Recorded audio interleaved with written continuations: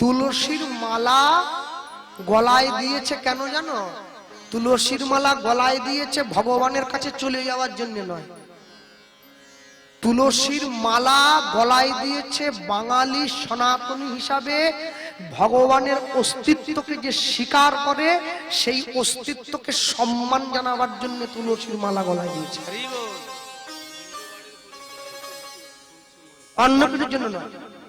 এই কথাটা আমি একটা আসরে বলতে, ও বেটা পরের দিন গিয়ে বলছে বিশ্বকবি রবীন্দ্রনাথ সে কি মালা পরত, বিনয় বাদল দীনেশ মালা পরত, সূর্য সেন মালা পরত, সুভাষচন্দ্র বসু মালা পরত। আর মায়েদেরকে বলছে এই যে মায়েরা, পাকিস্তান যদি ভারতের উপরে অ্যাটাক করে তোমরা লাঠি ধরবে না মালা ধরবে। শালা কি প্রশ্ন! মানুষ একবারে আঁঠু গেড়ে ছুটে চলে যাচ্ছে। আরে পাকিস্তানে অ্যাটাক করলে মালা ধরবে কি? এটা কি কথা? এটা কি কথা? জগাই মাধাইকে যখন জগাই মাধাই নিতাই চাঁদকে যখন কপালে আঘাত করেছে, মহাপ্রভু ছুটে গিয়ে সুদর্শন চক্রকে আহ্বান জানাচ্ছে জগাই মাধাইকে বধ করার জন্য। তাহলে যারা বৈষ্ণব হয়েছে, ভক্ত হয়েছে, তারা মালা পরলে লাঠি ধরতে পারবে না, তোমাকে এই যুক্তি কে দিল? হ্যাঁ, তারা মালা পরলে লাঠি ধরবে না, তোমাকে এ কথা কে বললো? মালা পরতে হবে সংস্কৃতিকে রক্ষা করার জন্য, লাঠি ধরবে সমাজকে বাঁচাবার জন্য। শোনো, কুসংস্কারকে আমিও স্বীকার করি না। ঠাকুরের ঘরে পড়া, ব্রাহ্মণের পুজোতে মদ মাংস লিখে দেওয়া, এটা আমিও স্বীকার করি না। কিন্তু আমি স্বীকার করি না মানে এই নয় তুমি এক পাশ থেকে সবারটা ভুল বলে বেড়াবে আর তোমারটা ঠিক, সেটা বললে তো হবে না। হ্যাঁ, মনে রাখবেন, আমি সবাইকে বললাম আপনারা এই ধরনের অপ্রীতিকর কোনো কথায় কান দেবেন না। এতে আপনাদের নিজেদের সম্মান নষ্ট হবে, ধর্মবোধ নষ্ট হবে। হ্যাঁ, বিনয় বাদল দীনেশ, সুভাষচন্দ্র বসু তারা হচ্ছে দেশপ্রেমিক। দেশপ্রেমিক একজন তুলসীর মালা পরলে দেশকে ভালোবাসা যাবে না, এ ব্যাখ্যা কোথায় পাওয়া গেছে? আমি মালা পরে কি দেশকে ভালোবাসতে পারি না? তাই যদি না হতো তাহলে মাইকেল মধুসূদন দত্ত রামকৃষ্ণের চরণে গিয়ে আছড়ে পড়তো না।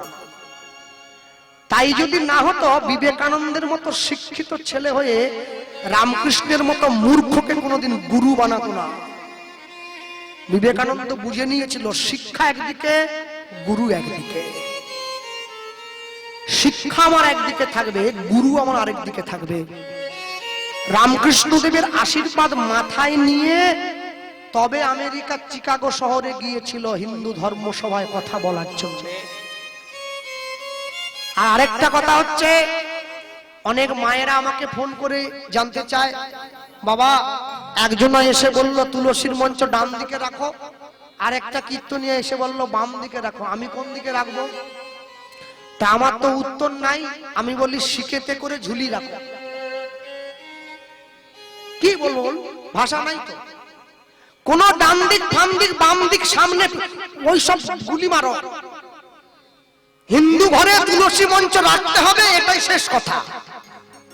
ডান দিকে রাখবে, বাম দিকে রাখবে, যেখানে খুশি রাখবে, যেখানে খুশি রাখবে। যার বাড়ির ডান দিকে জায়গা নাই বাম দিকে, সে কি করবে? যার বাড়ির বাম দিকে জায়গা নাই ডান দিকে, সে কি করবে?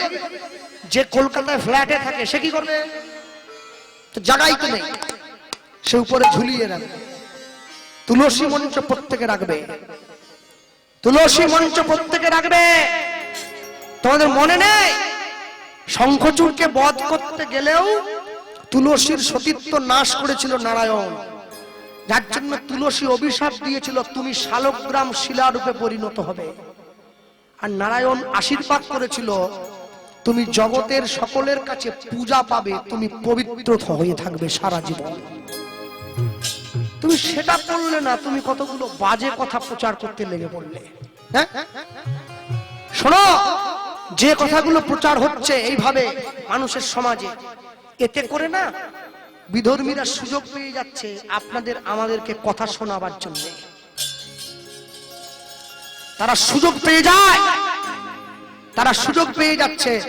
তারা বলছে তোদের হিন্দু তো এরকম বলে চলে গেল, তোরা আবার কি কথা বলিস। আর তারা বেশি ভিড় করে শুনতে যায় তার কীর্তন। হ্যাঁ, তারা শুনতে যায়। কারা? যারা সনাতন ধর্মের অপমান শুনতে ভালোবাসে তারা শুনতে যায় হিন্দুদের কীর্তন। মনে রাখবে, কোনদিন নিজের ধর্মকে ছোট হতে দেবে না, কোনদিন নিজের সম্মানকে মাটিতে নামাতে দেবে না। যেই হোক, যেই হোক, আমি হই, অন্য কোনো কেউ হোক, বা বাকি যে কেউ হোক, কোনদিনের জন্য এইভাবে আর নিজেকে নিচে নামিয়ে না। ছেলে একটু একটু করে পড়াশোনা করলো, 15 বছর বয়স হয়েছে। মনে রাখবে, বিবেকানন্দ বলতেন, গর্বের সঙ্গে বলবে আমি হিন্দু। কোর্টে গিয়ে যে ম্যাজিস্ট্রেট গীতায় হাত রেখে শপথ করে, যাহা বলিব সত্য বলিব, সত্য ছাড়া মিথ্যা বলিব না, তুমি সেই গীতার পর্যন্ত ভুল বের করে দিচ্ছ। তুমি এত বড় পণ্ডিত, অথচ আজ পর্যন্ত তোমার মুখে কোনো গীতার শ্লোক আমরা শুনতে পেলাম না। এতদিন তুমি কীর্তন গাইছো। হ্যাঁ, শোনো, একটা বিখ্যাত নাম আছে কাব্য জগতে। হ্যাঁ, তার নাম হচ্ছে শৈবাল মিত্র। নামটা মনে রাখুন সকলে, আমি বলে দিলাম। শৈবাল মিত্রের লেখা একটা বই আছে, যে বইটার নাম হচ্ছে গোরা। শৈবাল মিত্রের লেখা বই, শ্যামল মিত্র নয়, শৈবাল মিত্র। শৈবাল মিত্রের লেখা বইয়ের নাম হচ্ছে গোরা। আস্তে, যেই বইতে শৈবাল মিত্র ব্যাখ্যা করেছেন, পীরের দরগায় গিয়ে সচিমা মাথা ঠুকে তারপর নিমাইকে গর্ভে ধারণ করেছেন। হ্যাঁ, তুমি আসলে প্রচার করলে, তুমি বলছো যদি গালি দিতে হয় লেখককে গালি দাও, আমায় কেন দিচ্ছ? সবার আগে ভেবে দেখো। আস্তে, শৈবাল মিত্র যে বইটা লিখে প্রচার করেছে গোরা, শৈবাল মিত্র যে লেখক, সেই লেখক কি বৈষ্ণব জগতে স্বীকৃত? স্বীকৃত নয়। কোন বই পড়ে আসলে কি বলতে হবে আগে, এইটা বোধ বিচার, এইটা শিখতে হবে আগে। ষড়গোস্বামী অনুমোদিত যে বই, জয়রূপ সনাতন ভট্ট রঘুনাথ, শ্রীজীব গোপাল ভট্ট দাস রঘুনাথ, ষড়গোস্বামী যে সমস্ত গ্রন্থকে অনুমোদন দিয়েছেন, সেই বই পড়ে সেই বইয়ের কথা কীর্তন আসরে বলা যায়, কোনো বাইরের লেখকের বই পড়ে বলা যায় না। যদি বলো বললে কি হবে, বললে কি হবে তার ফল তুমি হাতে নাতে পেয়েছো, আমাকে বলার দরকার নেই। মনে রাখবে, সব সময়ের জন্য যে সমস্ত বৈষ্ণবগণ যারা বই লিখেছেন, কৃষ্ণদাস কবিরাজ গোস্বামী থেকে শুরু করে, রূপ সনাতন থেকে শুরু করে, তারা যে গ্রন্থ লিখেছেন না, তারা পয়সা কামিয়ে কোটিপতি হওয়ার জন্য বই লেখেননি। তারা ভক্তি ধর্ম প্রকাশের জন্য বই লিখেছিলেন। আগে সেই বইগুলো পড়ো, সেই বইগুলো পড়ার পরে যদি তোমার মনে হয় সেগুলো ভুল, তারপরে এই বইগুলো পড়ো। তোমাকে কে কোথা থেকে কি একটা বলে দিল, তুমি সেই কথাটা নিয়ে গিয়ে আসলে তুলে ধরলে। হ্যাঁ, যারা বাড়িতে গোপাল রাখো, গোপালকে খাওয়াও, গোপালকে ঘুম পাড়াও, তোমাদের গোপাল হাগে না, গোপাল মতে না, গোপালের জন্য বাথরুম বানিয়েছ, সমাজ সংস্কার করছে। গোপালের জন্য বাথরুম বানিয়েছ, গোপালকে হাগিস বানিয়েছ, হাগিস, ছোট হাগিস, ছোট বাচ্চাটা রাত্রে ঘুমিয়ে পড়লে যদি পায়খানা করে দেয় কি হবে? হাগিস বানাও, হাগিস পড়াও। গোপাল, এটা নাকি কীর্তনের সমাজ সংস্কার। গোপাল পায়খানা পেচ্ছাপ কেন করেনি সেটা নিয়ে ওর বড্ড কষ্ট হচ্ছে, কিন্তু গোপাল কে সেটা জানার জন্য একটু কষ্ট হচ্ছে নি। আগে তো জানো কে গোপাল, আগে তো জানো কেন তাকে মেয়েরা কোলে নিয়ে খাওয়ায়, কোলে নিয়ে আদর করে, কোলে নিয়ে ঘুম পাড়ায়, তারপরে তো বলো গোপালের জন্য কেন হাগিস বানাওনি তোমরা। হ্যাঁ? মা সরস্বতী পুজোর মন্ত্রের ব্যাখ্যা হচ্ছে জয় জয় দেবী চরাচর সারে কুচযুগ শোভিত মুক্তাহারে বিনা রঞ্জিত পুস্তক হস্তে ভগবতী ভারতী দেবী নমস্তুতে। সে বলছে সন্তান রূপে মা সরস্বতীকে প্রণাম করার সময় কুচো মানে তুমি ছেলে হয়ে মায়ের বুক দেখছো, ইশালা কোথাকার সত্য সন্ধানী? হ্যাঁ, কুচো মানে ওইটা হলো এই যে দেখবেন মা ধরে আছে, এই যে মধ্যমা আর বৃদ্ধাঙ্গুলির এই যে জোড়, একে কুচো বলে বলা হয়। জয় জয় দেবী চরাচর সারে কুচযুগ শোভিত মুক্তাহারে, এখানে মুক্তর মালা, বিনা রঞ্জিত পুস্তক হস্তে ভগবতী ভারতী দেবী নমস্তুতে। তুমি অপব্যাখ্যাটা শিখলে, ভালো ব্যাখ্যাটা শিখলে না। হ্যাঁ, আর কদিন আগে দেখছিলাম যে ঠাকুর নাকি সংস্কৃত ছাড়া খায় না। কে বলেছে? তোমার বাড়ি গিয়ে কেউ কানে কানে বলে এসেছিল ঠাকুর সংস্কৃত ছাড়া খায় না? হ্যাঁ, ভগবানকে যে যেমন ভাবে ভালোবাসবে ভগবান তার কাছে তেমন। আমি সংস্কৃত বলতেও পারি, আমি নাও বলতে পারি, আমার ইচ্ছে। আমি বলতে জানি না, আমি তাকে ভালোবাসবো, এটাই সিদ্ধান্ত। আর শোনো, যে তুলসীতে কুকুর প্রস্রাব করে দেয়, যে তুলসী অসতী, যাকে নারায়ণ শঙ্খচূড়ের সঙ্গে যুদ্ধ করে যাকে তার সতীত্ব নাশ করেছিল, তোমাদের লজ্জা করেনি সেই তুলসীর মালা গলায় পড়তে? কেউ পড়বেন, সব কেউ পড়বেন, সত্যের সন্ধান করছে, কেউ পড়বেন। হ্যাঁ, মুসলমানকে গিয়ে বলতে পারবে তুমি টুপি পরবে নি? খ্রিস্টানকে গিয়ে বলতে পারবে তুমি খ্রিস্টান লকেট পরবে নি? বাঙালিরা শুনছে আমাদেরকে তুলসীর মালা খুলে দিতে বলছে। বাড়িতে গিয়ে মাকে বলছে মা বাড়ির জালটা দাও, যাবো নদীতে জাল ফেলার জন্য। হাতে জাল নিয়ে নিয়েছে, ছেলে যাচ্ছে জাল ফেলতে। বাঁকুড়া জেলায় ঢুকতে গেলে নদী একটা পড়ে, যার নাম বাঁকা নদী। হাতে জালটা নিয়েছে, জালটা নিয়ে যাচ্ছে, বলো গোবিন্দ মাধব গিরিধারী, গোবিন্দ মাধব গিরিধারী, বলো গোবিন্দ মাধব গিরিধারী, বলো গোবিন্দ মাধব গিরিধারী, বলো গোবিন্দ মাধব গিরিধারী, বলো গোবিন্দ মাধব গিরিধারী, রাধার মন হরি বংশীধারী, রাধার মন হরি বংশীধারী, রাধার মন হরি বংশীধারী, রাধার মন হরি বংশীধারী, বলো গোবিন্দ গোবিন্দ গোবিন্দ মাধব গিরিধারী, বলো তাই হরি হরি হরি হরি হরি বল, বলো গোবিন্দ মাধব গিরিধারী, বলো গোবিন্দ মাধব গিরিধারী। নদীর পাড়ে দাঁড়িয়ে শ্রী গুরু নিতাই গৌর প্রেমানন্দে হরি বল হরি বল হরি হরি বল।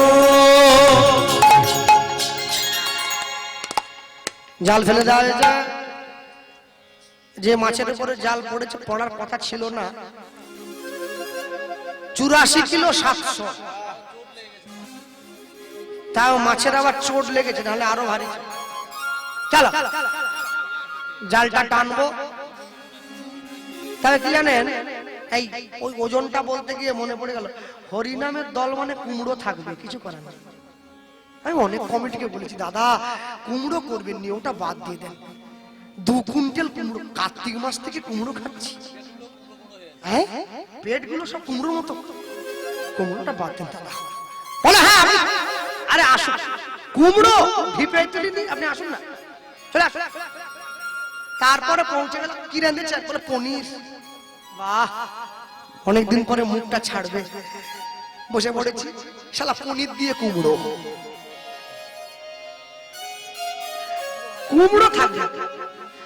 আর যারা কুমড়ো একদম করছে নি, তারা পিস করে ভেজে এনেছে কুমড়ো ভাজা।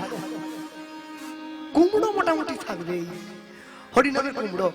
ও যাক, চলো আজ আবার এই এই মায়েদের বাড়িতে কি ব্যবস্থা হয়েছে বলতে পারবো না, মনে হয় কুমড়ো হয়েছে।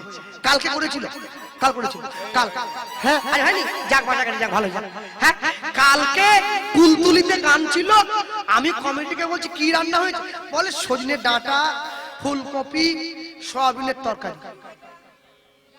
কুমড়োটা বলছে ফুলকপি, ডাঁটা, সয়াবিন, কুমড়ো, আস্তে করে বলছে, আস্তে আস্তে।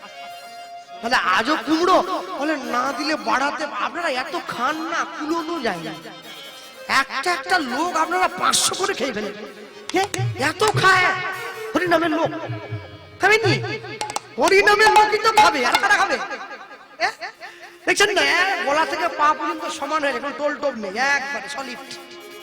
কুমড়ো কুমড়ো, যত কুমড়ো খাবে শরীর ঠিক ঠিক। চলো চলো চলো, জালটা টানবো, টানতে গিয়ে গান শোনাবো তোমাদের। মরা নদী চরে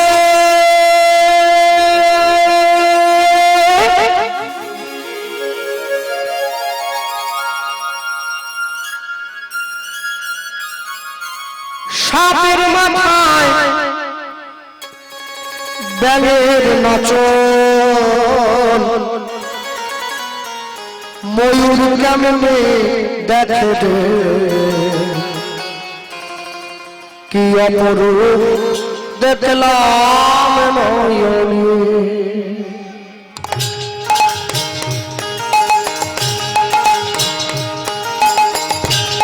মরা নদীর ধারে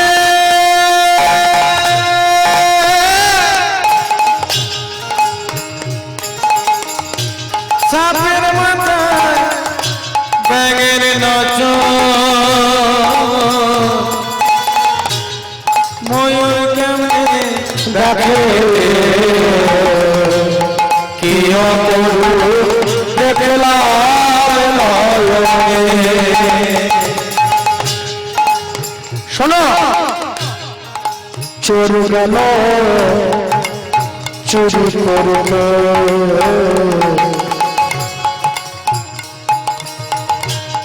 মালিক পড়লো ধরা,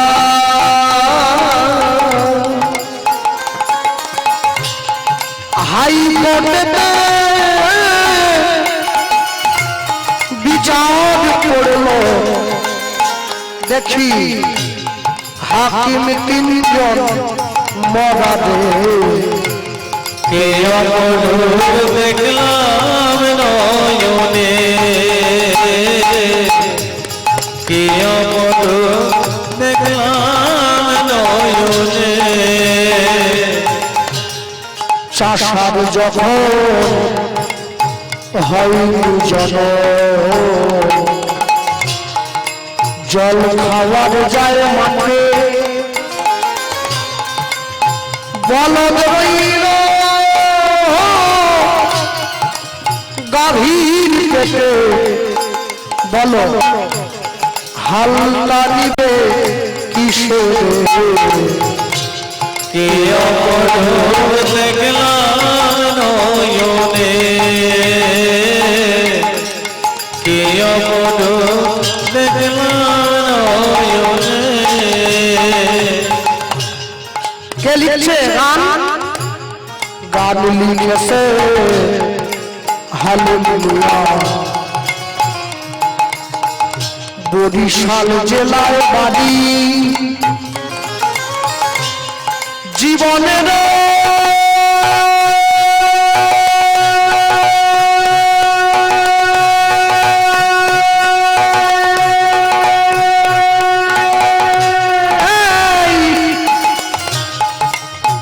শেষ গান লিখা, হালিম ছাড়ল রে ঘর বাড়ি রে, কে অপরূপ দেখলাম নয়নে, কে অপরূপ দেখলাম নয়নে। হলাম নামা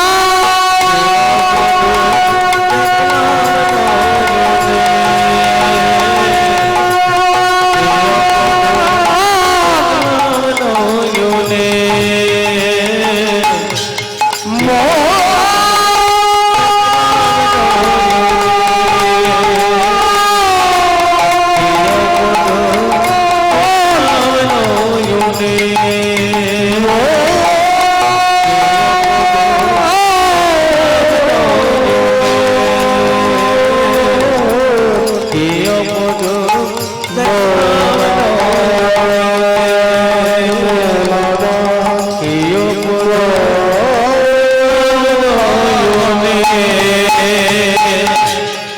প্রথমবারেতে জাল জলেতে ফেলিল, জলেতে ফেলিল, শঙ্খ ঘণ্টা পঞ্চ প্রদীপ জালেতে উঠিল, জলেতে উঠিল, দ্বিতীয়বারেতে জাল জলেতে ফেলিল, জলেতে ফেলিল, চন্দন মাখা তুলসী পত্র জালেতে উঠিল, জলেতে উঠিল, তৃতীয়বারেতে জাল জলেতে ফেলিল, জলেতে ফেলিল, চার খণ্ড ইটের টুকরো জালেতে উঠিল, জলেতে উঠিল, তিনবার জাল ফেলে চারটে ইটের টুকরো পেয়েছে, শাওলা পড়ে গিয়েছে।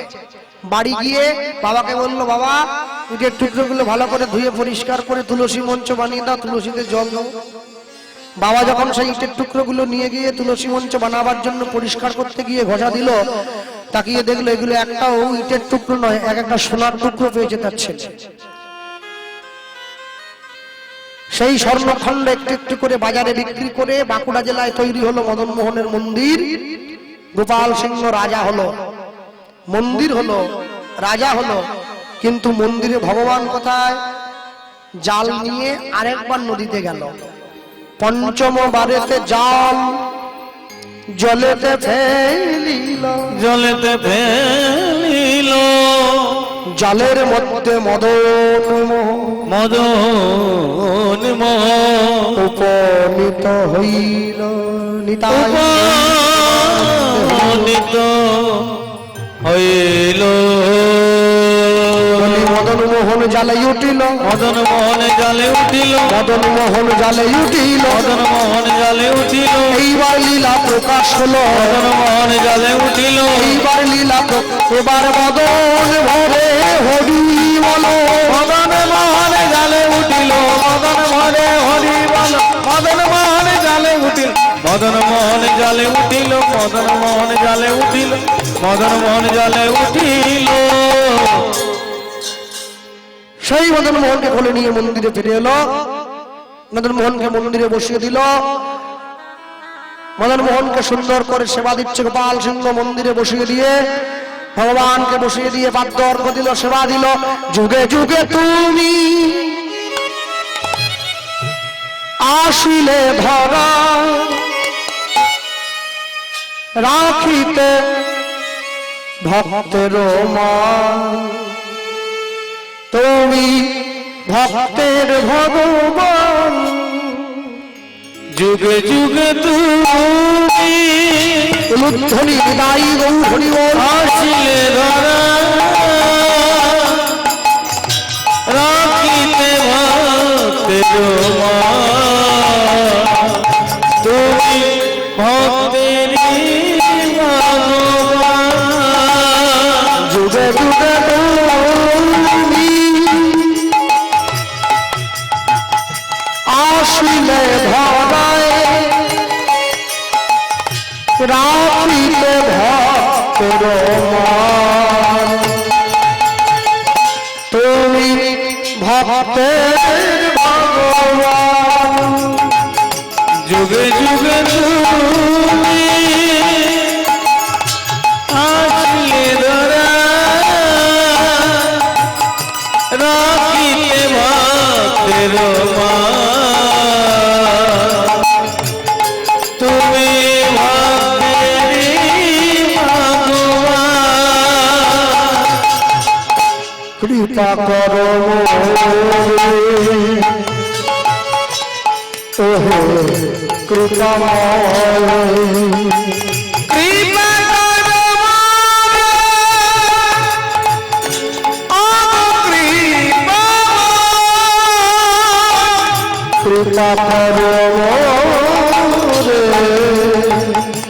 ওহে কৃপাময়, কৃপা করো রে ও কৃপা, রাখব ভক্তের মান, তুমি ভক্তের ভগবান, তুমি ভক্তের ভগবান, যুগে যুগে তুমি তাই বন্ধু প্রাণ রাখিলে ভক্তের তুমি ভক্তেরই ভগবান যুগে যুগে তুমি আসো ভক্তের ভগবান ভক্তের ভগবান তুমি ভক্তের ভগবান তুমি ভক্তের